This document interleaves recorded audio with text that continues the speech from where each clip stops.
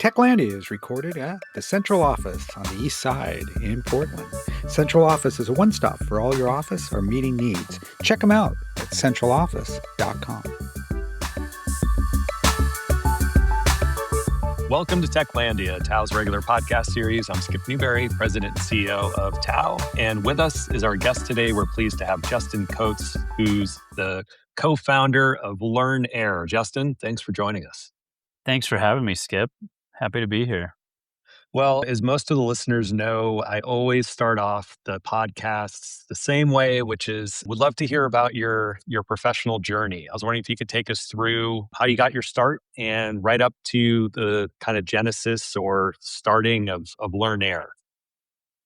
Yeah, I can definitely do that. And I actually have to back up a little bit before my civilian professional career and just talk about a little bit of my time in the Marine Corps as a helicopter mechanic. So I spent 5 years in the Marine Corps as a Huey and Cobra mechanic. And these are our big attack helicopter and utility helicopters that we use. And it's important for, as we get into LearnAir and we start talking about AI literacy, but that's really where I started to understand how complex systems really work and how many different components and parts and pieces all had to be put together to work perfectly to get a machine really working and not falling apart. And so I did that from 2010 to 2015.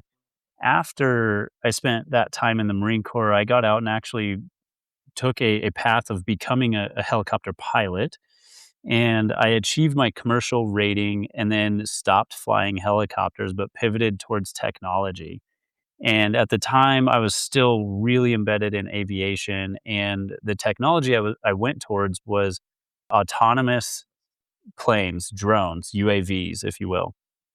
And I was just enthralled with how far technology had really come in just working with autonomous machines and AI at the time. And I wasn't really fully aware of how much AI was inside of the machines that I was flying, but the technology advancements were phenomenal. And it was during that time when I was flying drones that I actually started to get the entrepreneur itch. I was deployed for 6 months at a time, working 7 days a week, 12 hours a day, and flying for 6 hours of the time that I had to be awake and vigilant. And so I had 6 hours of flight time and 6 hours off. And you can only work out and eat so much. So I really spent a lot of time eating, working out, and watching YouTube. And something I learned in the Marine Corps was just always be learning. And I could not just sit there and brain rot and watch YouTube and that just didn't teach me something. And so around this time, this was around 2016 when Amazon and e-commerce really started to grab hold and take off.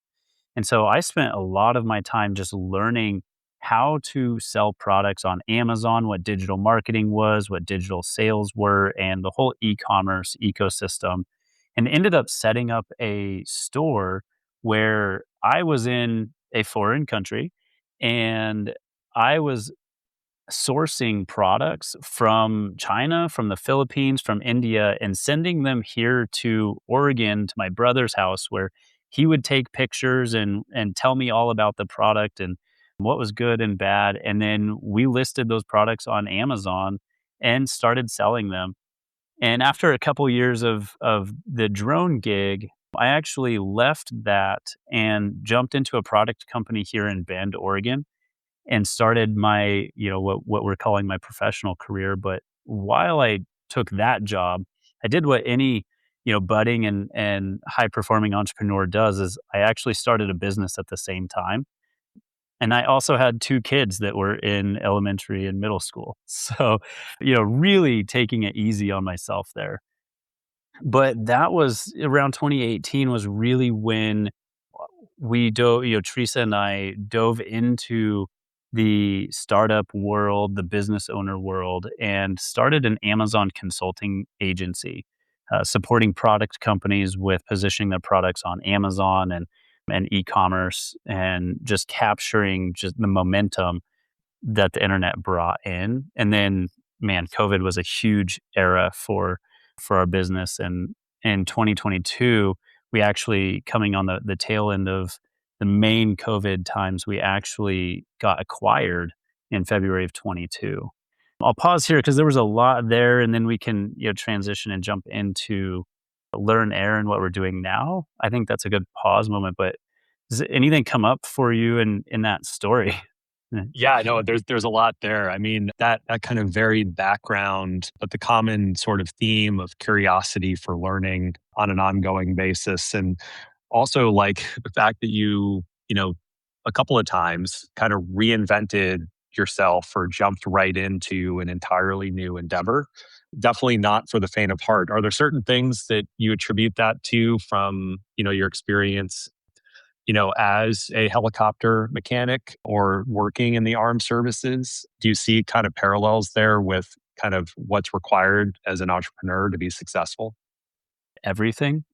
Um, um, that was one of the things. I actually received a text message from one of my friends. She's known as Captain Kim, and she has a couple nonprofits that support veterans. And she served, and I was telling her about the last month or so of what we've been doing here at LearnAir, and she just stepped back. She said, "Wow, that's a lot. But if the military taught you anything, it's to learn how to adapt and overcome when you're met with change in your face." Mhm. And I would say that's probably the number one. I mean, we could easily go to grit and perseverance, and you just learn how to deal with the hard times. And when life sucks, when everything sucks, you just accept it and move forward. Like, we could easily go in that direction. But I think the biggest thing, and especially in this AI era, is just learning how to look change in the face and say, yeah, I can handle that. I can deal with that. And it's one step at a time. And I think that's really what's provided a lot of success for me in, as you're calling it, reinventing myself. So in your work with LearnAir, how much of what you're seeing in terms of, needs on the part of the companies you're working with and their employees, how much of it is about change management? All of it, a large majority of it. And, in some fashion, it's not just change management, but it's mindset shift is the biggest change. Because, I mean, this is June 16th at the recording time in 2026. And the computer PC era started in the early 90s, maybe even late 80s, depending on your location. And so we've been at, technological change and adoption and bringing new tools and ways of doing things into our professional lives for the last, was that 35, maybe 40 years. And so this type of thing isn't really new as far as bringing a new tool and putting it on your tool belt for you to get your job done. But the biggest shift is just the capability of this technology. And that's the hardest thing, Skip, that Teresa and I are finding is for people to really grasp is just the sheer potential and capability that they have with this technology. And so it really comes down to just a mindset shift and perspective on what is now possible with this technology. So in working with different companies and organizations, do you have kind of in general, kind of a set approach where, there's certain steps to the process that you take them through? And I'm wondering if if you could take us through that process now. Like, what does that look like? Yeah, I'll answer the question, but I think I need to back up a little bit and explain what LearnAir is, so we have some context to this answer. And so, for all of you listening, what LearnAir is, we're an AI education and literacy organization. we focus on the proper adoption and education of generative artificial intelligence technology. What we do is we work with teams, organizations, and individuals on just the base foundational skills of how to use off the shelf technology like Copilot, ChatGPT, Claude, Gemini, and how do you start changing how you work and then embed that into your everyday, and what habits need to shift and change, and how do your workflows adopt once you start utilizing this technology. And so, at the crux of it, that's a lot of what LearnAir does is we're AI literacy and AI enablement focused. And so, Skip, to answer your question, we're really looking at this from a a kind of a top-down perspective. We used to say top-down, bottom-up because shadow AI and just the general use of these tools was coming from the individual contributor employee base. And as kind of a, I don't know, almost a rumor mill, it was working its way up, and leaders were starting to hear about what's being done with the technology before the leadership even decided to adopt a specific technology, being OpenAI, Anthropic, or Microsoft or Google. And and now it's becoming very much a leadership focused positioning where the leadership is choosing a tool, purchasing the license, unlocking the funds to support adoption, and then dispersing all of that to the rest of the employee base of the organization. And so our approach is train the leaders, train the director and VP level, and then we can start training and enabling the employee base with the technology. And the reason this has been working for us and has been adopted so well is because if the leadership doesn't actually know what they're doing with the technology, they cannot accurately guide the strategy and the adoption of this technology for the organization. It's just not going to work. We've seen it over and over where, leadership teams, they buy a license, they give it to, directors or managers or employees, and then they step out and watch the adoption just fail because they don't actually know what the technology does, how it can help, and they're just guiding the policy and the governance the wrong way. So our approach is get everybody literate. You need to learn about what this technology is and how do you use it. And then you can start adopting appropriately. Then you can get the policies in place. Then you can get the governance and the security and safety layers in place. And then you can start purchasing licenses and seats for the rest of the organization.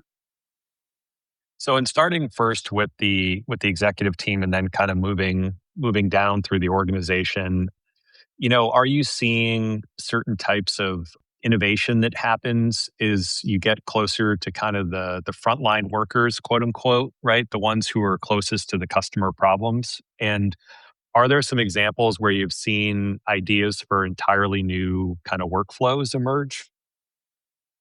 Yes, yes, plainly, I can't answer the question, but can you define a little bit more about what you mean with the word innovation? Yeah. So, essentially disruptive change or a new approach to could be systems, processes, the technology itself. And so in that way, I have a more expansive or holistic view than I think some people think of innovation, where it's just technology. No, I think it's broader than that. It could be any of those three things, or it could be all of them. So in my mind, that's how I would define innovation. Yeah, I appreciate that. So, yes, innovation is happening at all levels. The leadership, the C-suite, the director, VP level, and then the rest of the employee base. But it's happening in different ways. So when we train an executive team, they come out of it with building themselves as a digital counterpart. Some of them call it a digital twin, some of them call it a digital counterpart. I typically refer to these AI assistants and agents as digital colleagues. And they're coming out of our training sessions building themselves as that, so they can have a strategic thought partner that's always there, so they can have a, almost an executive level coach that they can work with. And for leadership, like, that's really important. You have to be able to have a sounding board for your ideas, your strategies, the next moves you want to make, the partnerships you need to secure. And so that's really helpful. And then at the other levels, what we're actually seeing is current tech stacks are being deleted. Maybe one tool at a time, maybe, a couple or just whole sets of tools are being deleted and replaced with regular employees literally building the app or the software that they need. And then that employee, we'll say this a non-technical employee in marketing as an example, is building an entire dashboard to ingest all of the unique data that they see, that there's no other tool, software tool or SaaS tool that's out there right now that they could pay for that would actually ingest exactly what they need, all of their unique data, and then give them exactly the reports or the overview or the synthesis that they actually need from it. And this is what we're watching post hour training, where we're unlocking the human intelligence and experience and the curiosity of what's possible. We're watching teams get rid of SaaS subscriptions and start building their own tools that I know the cybersecurity crowd is going to say, but that's huge risk. And these employees are feeding it to the IT team who is vetting it and making sure it's secure and still behind all of their guardrails, because they adopted it properly, because they had those steps in place for those employees to have the freedom to go build what they actually need and then hand to an IT team to make sure it's safe, so now they can actually use it. But we're watching tech stacks get deleted. Yep. Yep. I'm so glad that you mentioned the importance of having the right type of governance models and executive buy-in and the focus around kind of the right kind of steps, the right processes, and rolling out new AI tools to a team, because there is an element of some fear and anxiety around something that's new, right? That's normal, it's human. And are you seeing how important is this element of communication and trust in this type of work? Like, are you seeing a sense of empowerment on the part of employees once they can, in a trusted environment, start to get their hands on some of these tools and see what they're capable of, and also where maybe there are limitations? Yeah. So in our training, where where we start is with just the basics of what is this technology and what are your fears, what are your hesitations, what are what are you hearing that you don't like, that you do like, that you want to try or not try. And that really just opens the door and reduces all of the hesitations and some of the fear that people are having, because we're actually allowing the conversation to happen. And I can tell you, when I walk into an organization to host a training, and I can tell you if that organization is communicating and being open and transparent, or if they're staying behind closed curtains and making maneuvers that aren't being known to the rest of the employee base. Because there's a lot more fear and uncertainty in the latter group, the group that has a leadership that's behind curtains, not talking about the adoption, not talking about the impact the technology can have.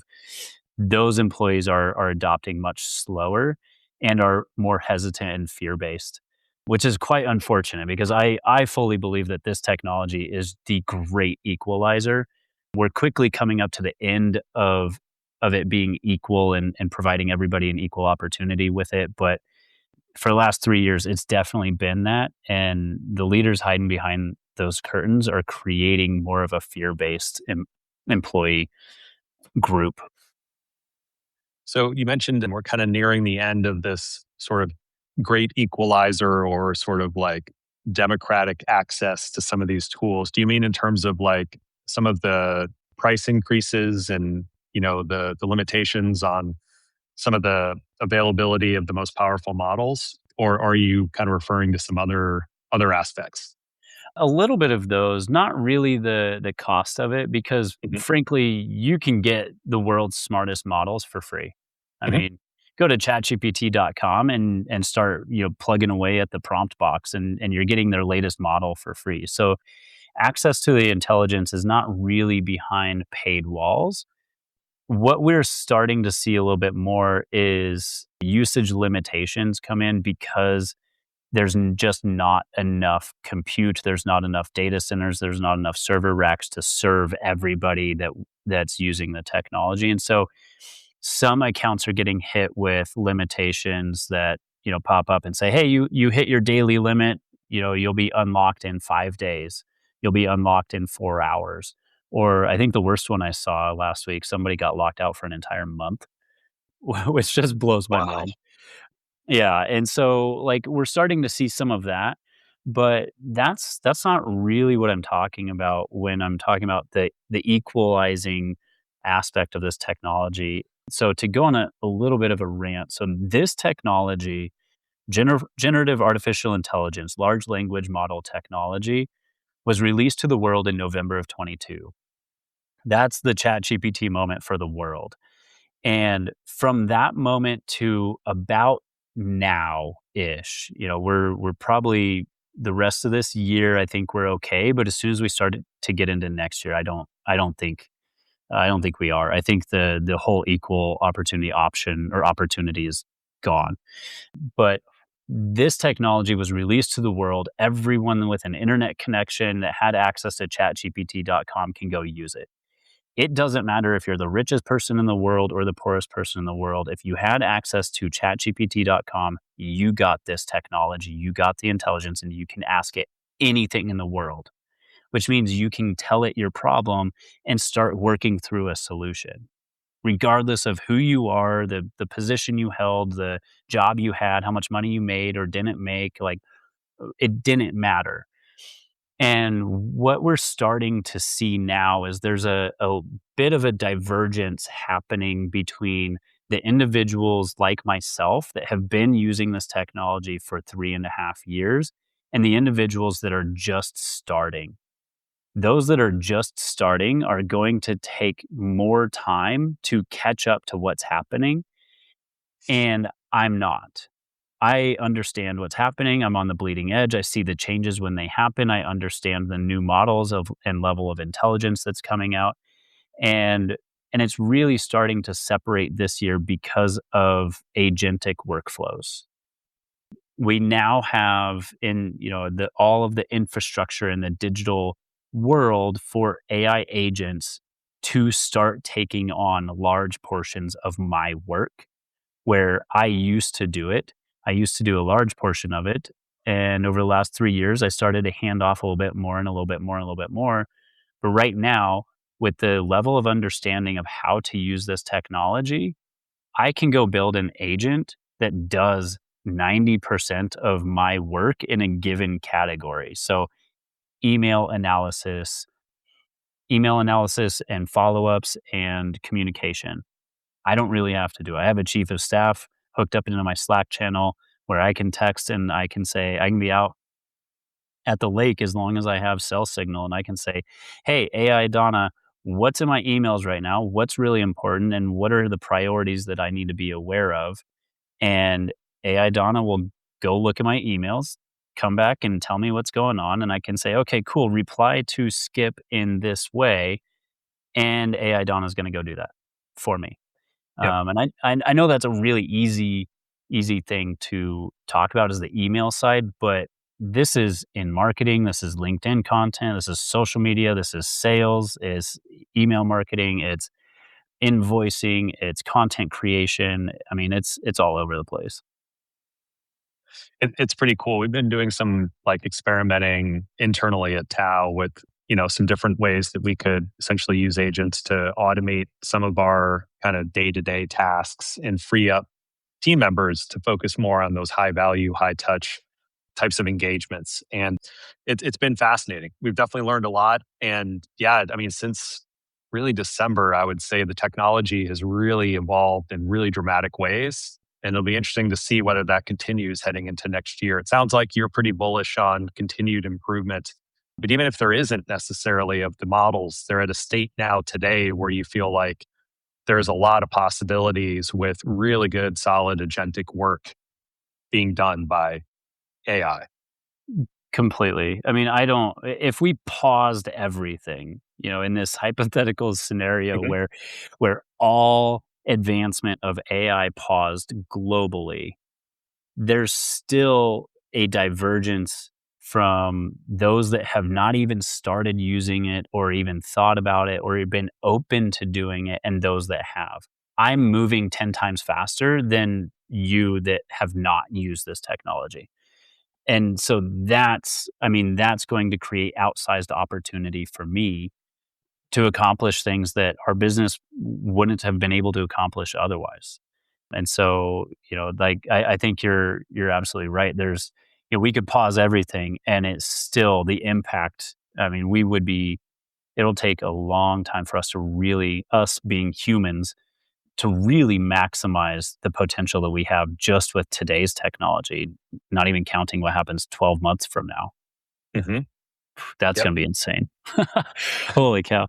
Uh, So we're really excited to be partnering with you at Tau on, essentially the launch of what's known as an everboarding platform, which is one of the services that you all have developed and in particular are rolling out through a variety of different professional organizations and the like. And so as we think about what that looks like for the listener who might not be aware of what this is, I'm wondering if you could, just spend a little bit of time to walk us through some of the offering and what folks can expect. Yeah, I mean, not everybody has the availability to hire us for human to human training, and so what we built in this AI era is an everboarding platform. We call it everboarding because, frankly, the way this technology is iterating and evolving and changing, you're never fully onboarded. Tomorrow, there's going to be changes that we just didn't know were going to happen that actually change how you use the technology. It could be a new feature, it could be a new capability. And so what we decided to do to help us scale and impact more humans is to create this everboarding platform and partner with organizations like yours that serve a large member base that really want to jump in but need a lower barrier to entry. And so what we have inside of this, it's the TIO hub, AI education hub, is we bring our educational content, our AI educational content from, the basics to intermediate and advanced usage to what's new, what's the latest, how do we think about this, how do we think about that, what are new workflows, and then we start to bring in industry specific information or knowledge as well. So, different sectors that Tao serves, we will be bringing in and creating content for that for different jobs and positions that people have, sales, marketing, project management, HR. We'll be able to bring in and create content that's specific for the Tao member base as well. So we're really excited to bring this everboarding hub to you and the whole Tao ecosystem just to have impact and make sure we're doing our part and being responsible with AI adoption and supporting the literacy of this technology. Well, we're super excited too at Tau. And as we start to kind of wrap up our time together, wanted to ask, how do you stay up on the latest trends? Are there certain podcasts you've listened to or books you've read that, you think are particularly interesting and helpful and would like to share those with our listeners as recommendations? Yeah, I listen to as much as I can, and I have probably about 5 or 6 different main podcasts that I listen to, and then, man, as all of us have in this newsletter era, I Yep. have probably 25 different newsletters I'm subscribed to. So the newsletters that I stay on is the Neuron, Superhuman, and, man, I'm looking at my email for another one, but I can't quite remember it, but Superhuman is a really good one that I stay up to date on. And then as far as podcasts go, there's a really good podcast that's called the AI Daily Brief. And this guy, he records a podcast literally every single day about the latest changes in AI and what he's seeing. And he's attached to one of the larger consulting groups. And so he gets to see, he gets to peek behind the curtain of adoption at, at enterprise level, at Fortune 500 and, and bigger companies.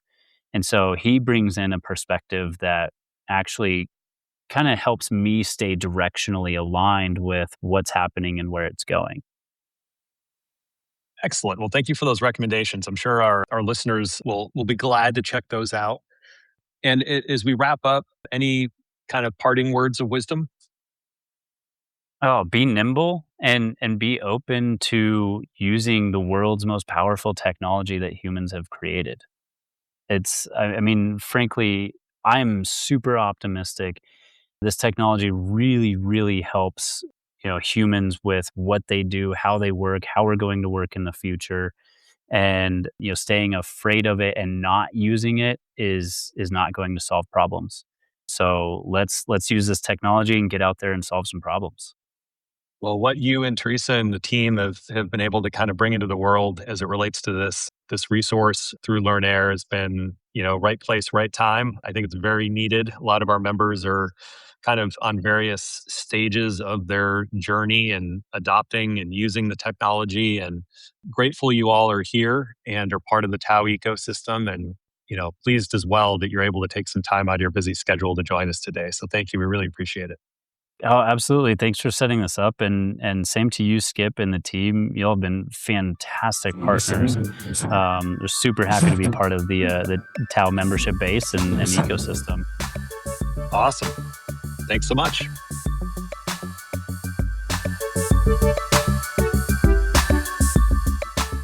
Thanks for tuning in to Techlandia. If you enjoyed today's conversation, be sure to subscribe, share it with your network, and leave us a review. It really helps grow the show. Techlandia is about connecting you to the people, ideas, and innovation shaping our region's tech community. If you want to support the podcast and its mission, check out the links in the show notes. Until next time, stay curious, stay connected, and keep building what's next.